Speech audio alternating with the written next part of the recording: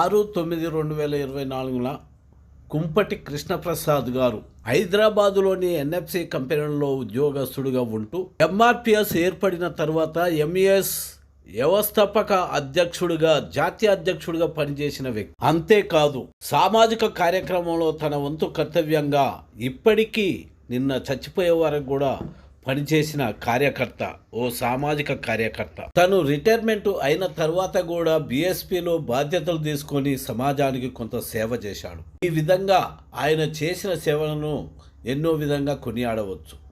తను ఆంధ్రవతను అయినా కూడా ఈరోజు తన కార్యక్రమాలకు తను చేసిన పనికి తెలంగాణ ప్రజలు, నాయకులు, కార్యకర్తలు, వివిధ ప్రజా సంఘాల నాయకులు బ్రహ్మరథం పట్టారు ఆయనను సాగనంపటానికి. రేపు ఏబిసిడీలు అయితే మనం విడిపోతామంటున్న వాళ్ళు కూడా ఆలోచించుకోవాలి.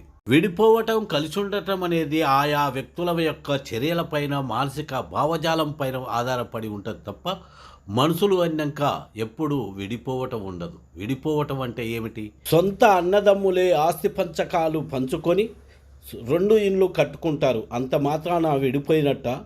తెలంగాణ ఉద్యమంలో సాగుతున్నప్పుడు తెలంగాణ ఉద్యమానికి అండదండగా నిలబడిన ఆంధ్ర మేధావితత్వం ఈరోజు ఏమైనది? కావడి కుండల్లా విడిపోదాం, అన్నదమ్ముల్లా కలిసి ఉందామనే నినాదం ఎస్సీ రిజర్వేషన్లకు వర్తించదా? ఆ మేధావితత్వం ఏమవుతున్నది?